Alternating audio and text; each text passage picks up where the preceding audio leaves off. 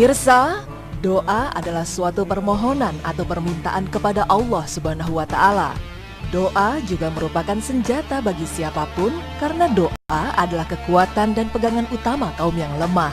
Kekuatan doa kerap diartikan sebagai pengubah takdir, nasib atau ketentuan Allah Subhanahu wa Ta'ala karena Allah Maha Kuasa dan Maha Berkehendak atas segala sesuatu yang dapat terjadi.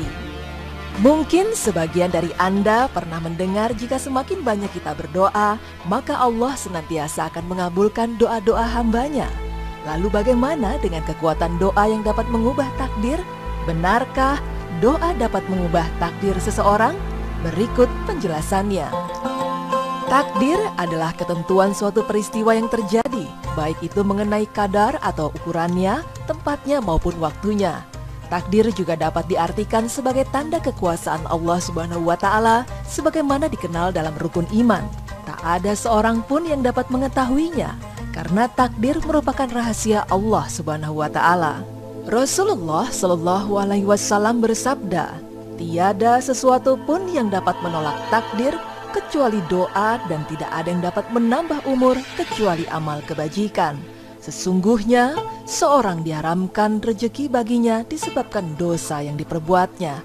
Hadis riwayat At-Tirmidzi nomor 2139 Hasan. Syekh Shalih Fauzan berkata, maknanya adalah bahwa doa adalah sebab untuk meraih kebaikan karena di sana ada perkara-perkara yang terikat dengan sebab, di mana bila sebab ada, maka takdir pun ada, dan bila sebabnya tidak ada, maka takdir pun tak akan terjadi. Apabila seseorang muslim berdoa kepada Allah, maka ia akan mendapatkan kebaikan. Dan bila ia tidak berdoa, maka ia akan terkena keburukan.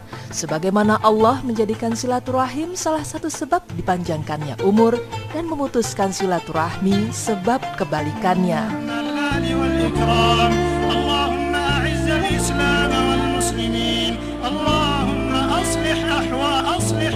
Allah Subhanahu wa Ta'ala berfirman, "Dan apabila hamba-hambaku bertanya kepadamu tentang aku, maka jawablah bahwasanya aku adalah dekat. Aku mengabulkan permohonan orang yang berdoa apabila ia memohon kepadaku.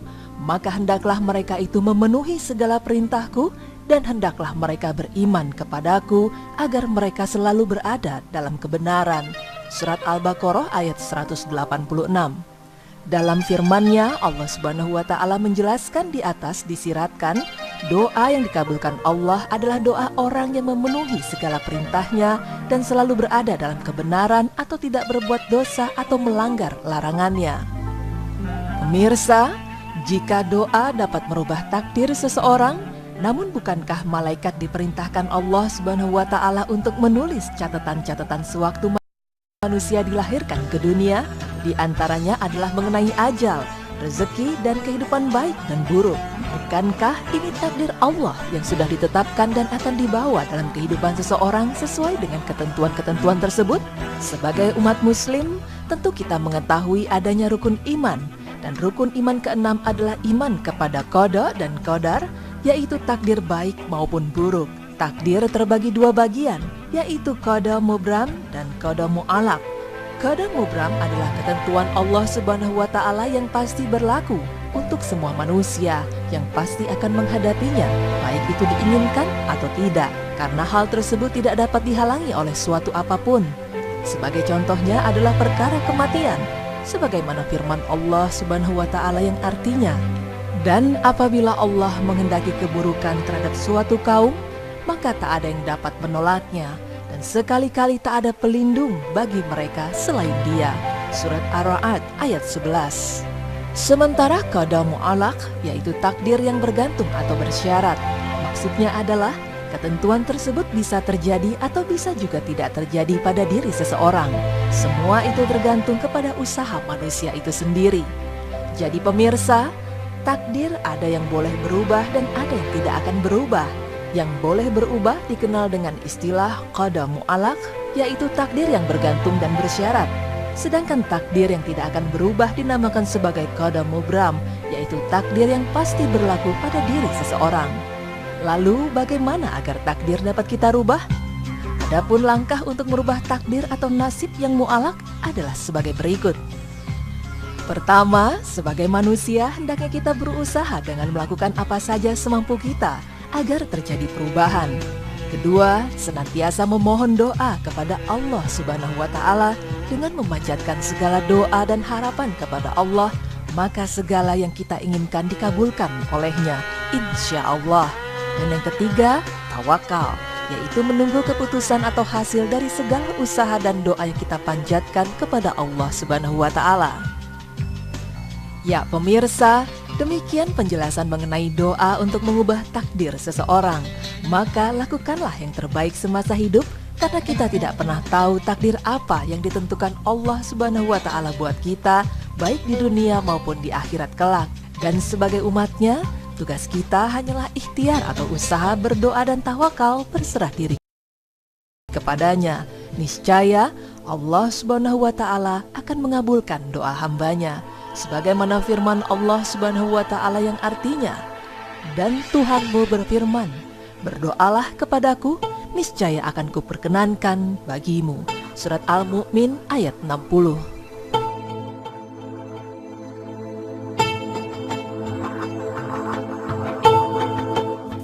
Wah, sekarang aku jadi tahu nih, Nu, ternyata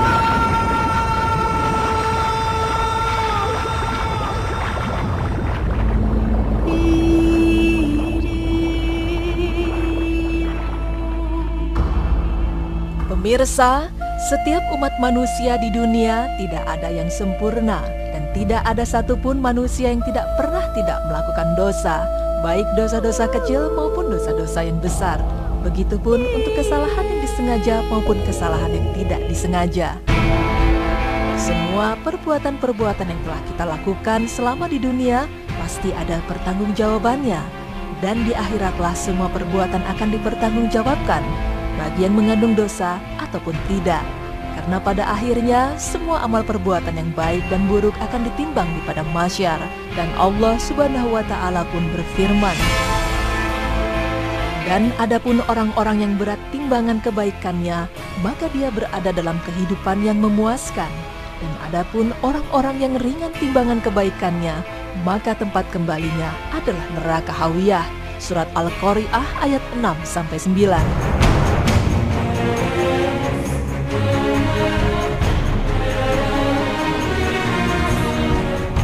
Nah pemirsa, berbicara mengenai pahala dan dosa bagaikan berbicara tentang neraka dan surga. Neraka itu berderajat-derajat, sebagaimana surga yang juga berderajat-derajat. Neraka memiliki 7 tingkatan yang sesuai dengan perbuatan manusia, dan diantaranya ada pula yang terkena azab paling besar. Dan kerak neraka atau neraka yang paling dasarlah tempat bagi orang-orang yang menentang Allah Subhanahu wa Ta'ala. Allahu Akbar. Kedudukan mereka itu bertingkat-tingkat di sisi Allah, dan Allah Maha melihat apa yang mereka kerjakan. Surat Al-Imran ayat 163. Perbuatan manusia di dunia yang mengandung dosa besar pasti akan masuk ke dalam neraka. Di antara 7 tingkatan neraka seperti neraka Jahanam, neraka Ladoh, neraka Kutamah, neraka Sair, neraka Sahot, neraka Jahim, dan yang ketujuh atau yang paling dasar adalah neraka Hawiyah. Neraka ini merupakan tempat yang paling menyeramkan, karena di sini tempatnya musuh-musuh dari Allah Subhanahu wa Ta'ala dan nabi-nabi. Neraka Hawiyah ini memiliki api yang hitam dan sangat panas, dan sudah dibakar sejak 1000 tahun lamanya. Sedangkan orang-orang yang menempatinya adalah orang yang ketika mati tidak membawa iman dan Islam. Allah Subhanahu wa Ta'ala berfirman, dan barang siapa yang ringan timbangannya, maka dia dilemparkan ke neraka Hawiyah. Tahukah engkau apakah neraka Hawiyah itu?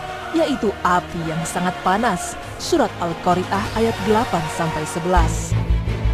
Nah pemirsa, adapun orang-orang yang kelak akan disiksa sedemikian berat, yaitu orang-orang yang melakukan kesalahan sebagai berikut.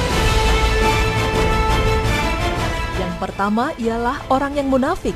Orang yang memiliki sifat munafik sudah pasti dibenci oleh Allah Subhanahu wa Ta'ala. Karena orang munafik adalah orang yang memperlihatkan keislamannya dan menyembunyikan kekafirannya. Astaghfirullahalazim. Allah Subhanahu wa Ta'ala pun berfirman, sesungguhnya orang-orang munafik itu berada dalam keraknya api neraka, dan kamu tidak akan mendapatkan penolong untuk mereka. Surat An-Nisa ayat 145.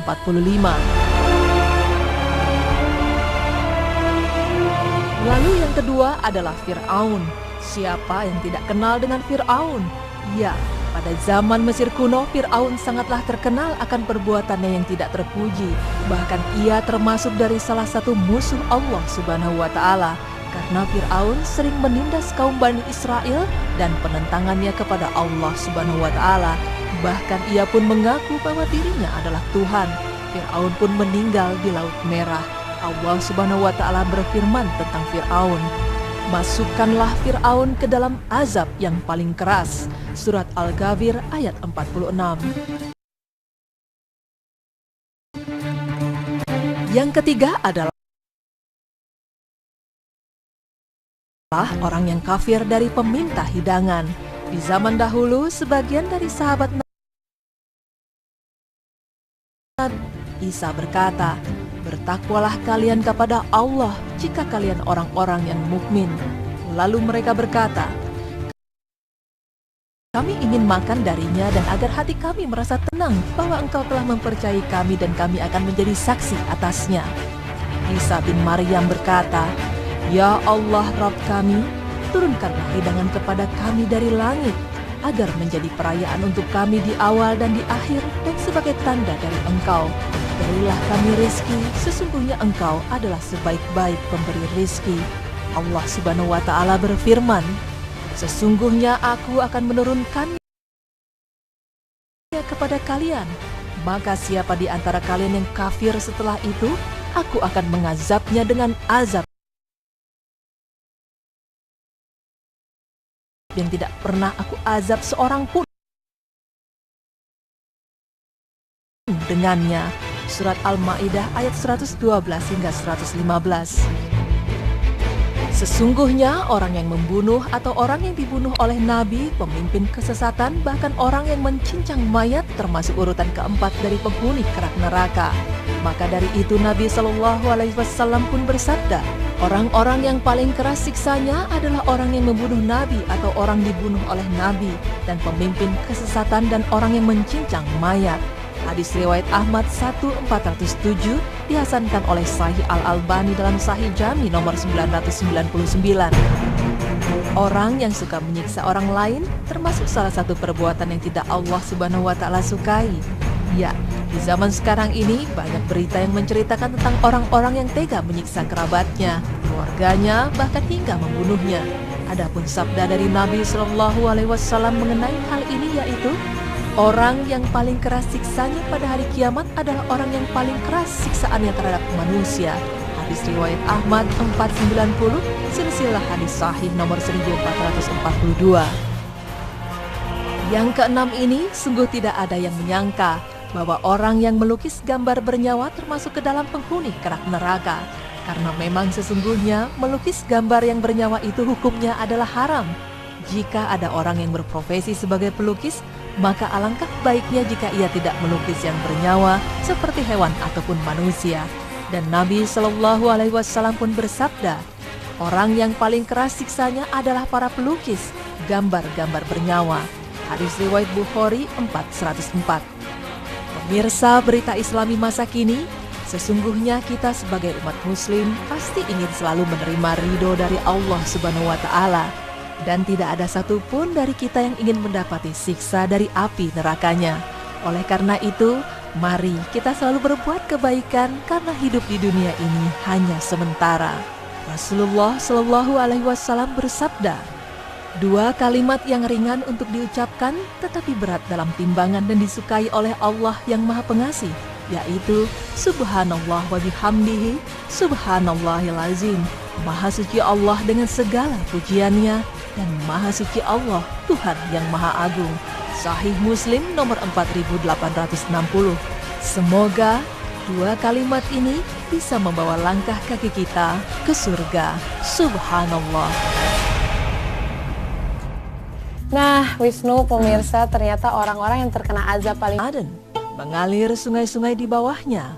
Dalam surga itu mereka dihiasi dengan gelang emas dan mereka memakai pakaian hijau dari sutra halus dan sutra tebal. sedang mereka duduk sambil bersandar di atas dipan-dipan yang indah.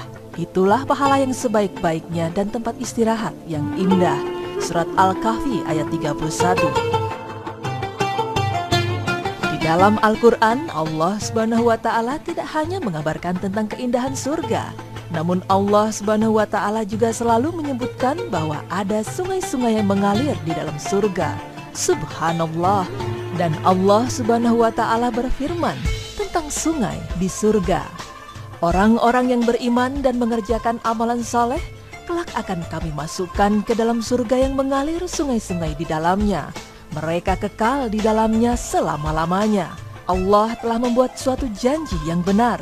Dan siapakah yang lebih benar perkataannya daripada Allah? Surat An-Nisa ayat 122. Sungai-sungai yang ada di surga digambarkan oleh Allah Subhanahu wa Ta'ala begitu indahnya. Ada 4 sungai dalam surga yang disediakan untuk orang-orang soleh. Berikut keempat sungainya. Yang pertama yaitu Sungai Al-Kautsar. Sungai ini adalah sungai yang diberikan oleh Allah Subhanahu wa Ta'ala kepada Rasulullah. Rasulullah pun bersabda tentang Al-Kautsar. Tahukah kalian apakah Al-Kautsar itu? Para sahabat berkata, Allah dan Rasulnya lebih mengetahui.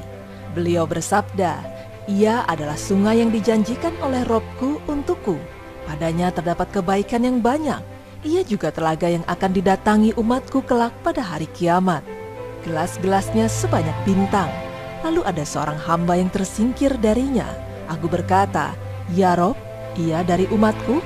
Allah berfirman, kamu tidak mengetahui apa yang mereka ada-adakan setelahmu. Hadis riwayat Muslim 1300. Sungai yang kedua yaitu adanya 4 sungai yang mengalir. 4 aliran sungai ini terdiri dari sungai di mana airnya adalah air tawar. Lalu ada aliran sungai dari susu yang rasanya tidak akan berubah. Aliran sungai yang ketiga adalah sungai dari khamr atau arak yang begitu lezat rasanya dan tentu tidak memabukkan bagi para peminumnya. Aliran yang terakhir adalah sungai dari madu, di mana madu-madu telah tersaring dan enak rasanya. Allah Subhanahu wa Ta'ala berfirman, perumpamaan surga yang dijanjikan kepada orang-orang yang bertakwa, di dalamnya ada sungai-sungai dari air yang tiada berubah, dan sungai-sungai dari susu yang tiada berubah rasanya, dan sungai-sungai dari khamr atau arak yang lezat rasanya bagi para peminumnya, dan sungai-sungai dari madu yang telah tersaring. Dan mereka memperoleh di dalamnya segala buah-buahan dan ampunan dari Tuhan mereka, sama dengan dia yang kekal dalam neraka, dan mereka diberi minuman dengan air yang mendidih, sehingga memotong-motong usus mereka. Surat Muhammad ayat 15. Sungai ketiga yang digambarkan oleh Allah Subhanahu wa Ta'ala yaitu Sungai Al-Baidah. Sungai ini adalah sungai untuk mencuci darah para syuhada, yaitu orang-orang yang berjuang di jalan Allah Subhanahu wa Ta'ala. Ada hadis yang menyebutkan tentang syuhada dan Sungai Al-Baidah. Ada seorang wanita yang mendatangi Rasulullah dan bercerita, aku bermimpi, aku masuk ke surga lalu aku mendengar suara yang membuat surga berguncang, menyebut nama Fulan bin Fulan, Fulan bin Fulan sampai 12 orang. Mereka pun dibawa dengan baju mereka yang kotor dan urat leher yang memancarkan darah. Lalu dikatakan, bawalah mereka ke Sungai Al-Baidah atau Al-Baidaj. Mereka pun dimasukkan dan keluar dalam keadaan wajah mereka bagaikan bulan purnama. Kemudian dibawa kursi-kursi yang terbuat dari emas dan mereka duduk di atasnya. Tak lama kemudian pulanglah pasukan yang dikirim oleh Rasulullah dan mengabarkan bahwa Fulan dan Fulan sampai 12 orang telah meninggal di medan perang.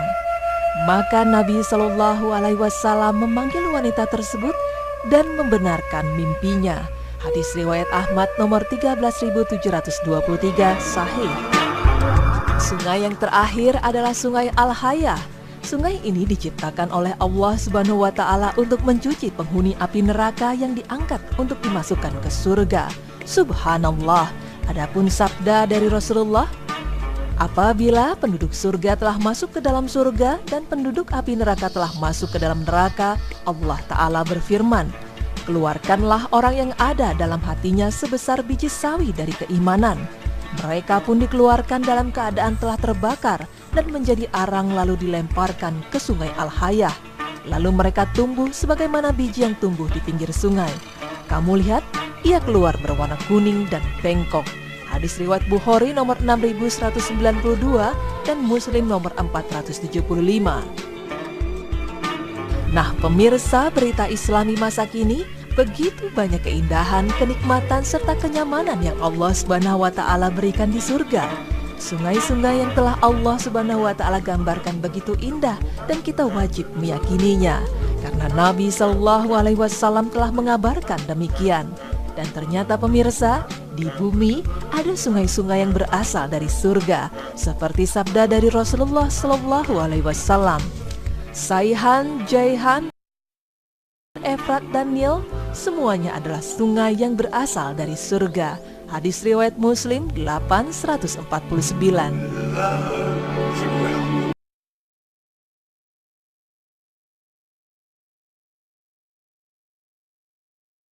Indahnya sungai-sungai di surga. Tapi sebenarnya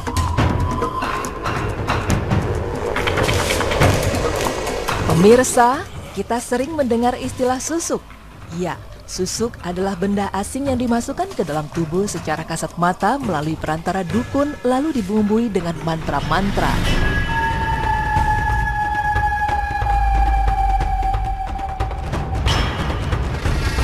Definisi susuk sama seperti jimat, tetapi bedanya susuk merupakan benda kecil berupa jarum, logam, emas atau berlian yang sengaja dimasukkan ke dalam tubuh untuk maksud tertentu supaya mempercantik, memperkuat, kekebalan, dan sebagainya sesuai dengan kehendak si pemasang. Susuk dipasang tergantung pada bagian mana diinginkan. Ada yang dipasang di mata, dagu, pipi, atau bagian lainnya. Konon setelah dipasang, susuk akan menampakkan auranya atau bisa menyulap yang biasa menjadi tampak luar biasa. Nah pemirsa, namun bagaimanakah fenomena susuk dalam ajaran agama Islam? Apakah Islam membolehkan seseorang memasang susuk? Berikut ada sebuah kisah mengenai susuk yang terjadi pada zaman Nabi Shallallahu Alaihi Wasallam. Disebutkan dalam Sahih Ibnu Hibban bahwa para sahabat bertanya kepada Ibnu Mas'ud radhiyallahu anhu, "Wahai Abu Abdurrahman, tentang jampi atau jimat kami sudah paham. Lalu apa yang disebut dengan atiwalah?"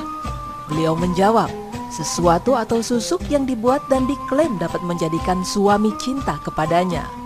Dan Nabi Shallallahu Alaihi Wasallam pun bersabda, "Sesungguhnya jampi atau jimat dan tiwalah adalah kesyirikan." Hadis riwayat Ibnu Majah dan Ahmad.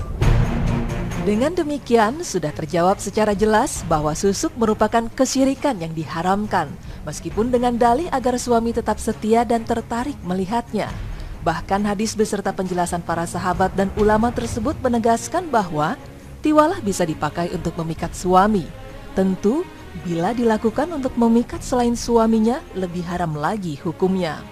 Pemirsa, seseorang yang ingin memasang susuk harus mendatangi dukun yang menyediakan jasa pemasangannya. Mendatangi, bertanya, dan meminta supaya dipasangkan susuk kepadanya diancam oleh Nabi Shallallahu Alaihi Wasallam dengan sabda beliau yang artinya, "Barang siapa mendatangi dukun atau tukang ramal, lalu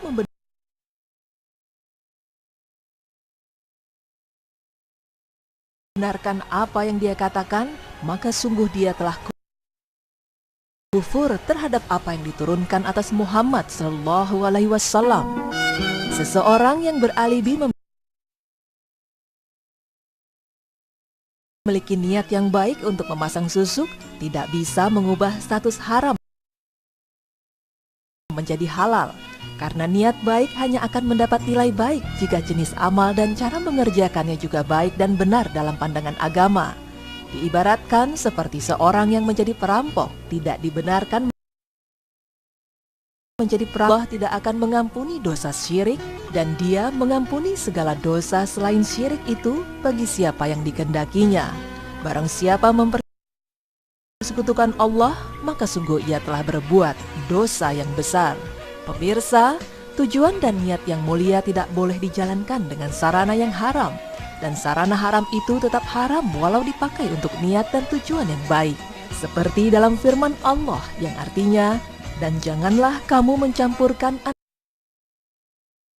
antara hak dan batil, dan kamu menyembunyikannya yang hak itu padahal kamu tahu."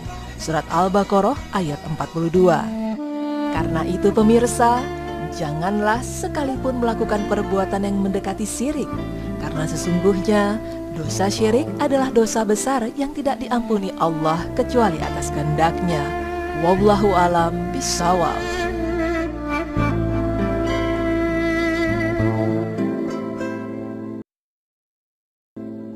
Nah, Wisnu, pemirsa